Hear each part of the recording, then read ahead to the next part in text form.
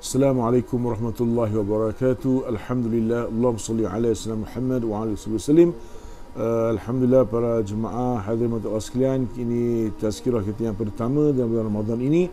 Saya akan menyentuh tentang surah Al-Baqarah, yang mana Allah SWT telah memulakan surah Al-Baqarah ini dengan 5 ayat yang Allah menjelaskan tentang sifat orang-orang yang beriman dan bertakwa.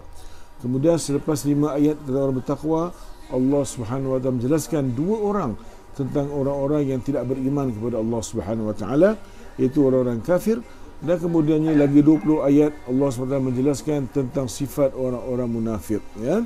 Jadi saya mulakan dengan tazkirah pertama, iaitu 5 ayat Allah menjelaskan sifat orang-orang yang bertakwa kepada Allah. Pertama sekali, alladzina yu'minuna bil ghaib, itu orang-orang yang beriman dengan yang ghaib, wa yuqimunas salah.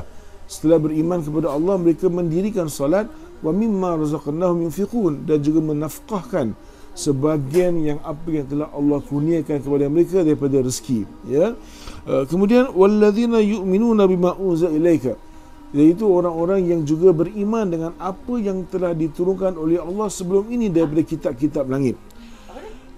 Wa bil akhirati hum yuqinun, dan mereka benar-benar yakin dengan hari akhirat. Justru itulah para hadirin sekalian, kita berpuasa di bulan Ramadan ini.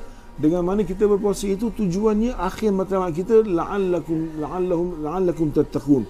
Itu moga-moga kamu semua termasuk golongan orang-orang bertakwa kepada Allah Subhanahu wa taala, ya. Takwa ini, muttaqin ini ialah darjat yang paling tinggi di antara orang-orang beriman. Kita ada orang muslim yang mengaku Islam, yang mengucap 2 kalimah syahadah. Kita ada orang yang beriman, yang benar-benar beriman kepada Allah Subhanahu wa taala. Kita ada orang yang bertakwa, orang yang melaksanakan perintah Allah yang sebaik-baiknya dan menjauhi segala larangan Allah dengan sebaik-baiknya, ya. Inilah antara kenapa kita berpuasa, supaya mudah-mudahan kita termasuk dalam 5 ayat pertama yang Allah sebutkan dalam surah Baqarah, itu tentang orang-orang yang beriman dan bertakwa, ya. Kemudian ulaika ala hudan min rabbihim wa ulaikal muflihun, dan mereka inilah orang-orang yang berjalan di atas hidayah Allah, hidayah Tuhan mereka, dan mereka inilah orang-orang yang akan berjaya dunia akhirat, insya-Allah, ya. Justru itulah kita berpuasa untuk mendidik diri kita nak menjadi orang-orang yang bertakwa kepada Allah Subhanahu wa taala. Jadi 5 ayat pertama Allah jelaskan tentang orang mukmin yang bertakwa kepada Allah Subhanahu wa taala, ya.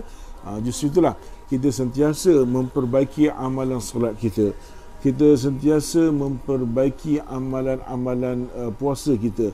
Dan bukti kita benar-benar sudah subur iman kita ini ialah apabila kita suka untuk menafkahkan sebahagian daripada harta kita di jalan Allah, ya. Macam mana Allah sebut dalam ayat yang lain, infakkanlah sebahagian daripada harta kamu pada jalan Allah, dan jangan kamu campakkan diri kamu dalam kebinasaan. Maksud mencampakkan dalam kebinasaan ini macam mana yang disebutkan oleh sahabat Ibnu Abbas radhiyallahu anhu, itu seorang yang tidak mau keluar zakat, tidak mau menafkah, tidak mau bersedekah. Sebenarnya mereka sedang mencampakkan diri mereka pada kebinasaan. Itu dimaksudkan oleh Allah dalam ayat yang telah saya bacakan tadi. Semoga mudah-mudahan insya-Allah kita termasuk dalam golongan beriman dan beramal soleh serta bertakwa kepada Allah SWT, insya-Allah. Sekian, wassalamualaikum warahmatullahi taala wabarakatuh.